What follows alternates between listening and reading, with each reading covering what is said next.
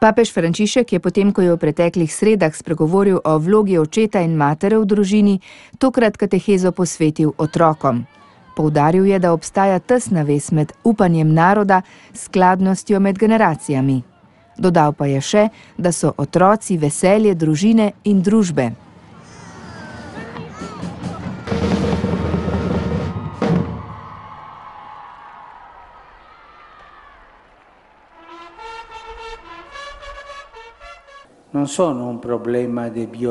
Otroci niso stvar reproduktivne biologije, niti eden od mnogih načinov za samouresničitev. Še manj so otroci last staršev.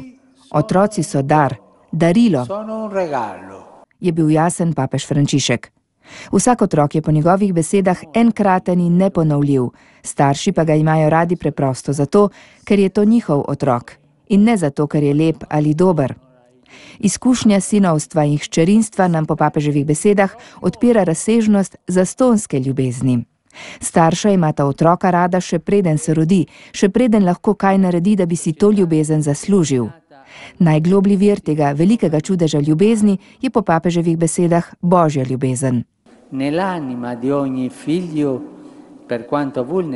V dušo vsakega otroka, ne glede na to, kako je ranljiv, Bog položi svoj pečat te ljubezni, ki je temelj vsakega osebnega dostojanstva.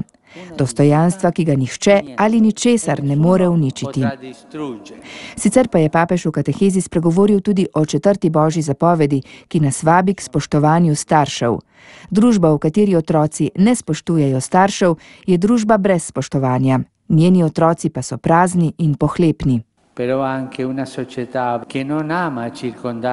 Po drugi strani pa družba, ki ne želi otrok, ki jih obravnava le kot skrb, težo in tveganje, postane depresivna, je dejal sveti oče in dodal, da so zato mnoge današnje evropske družbe tako depresivne.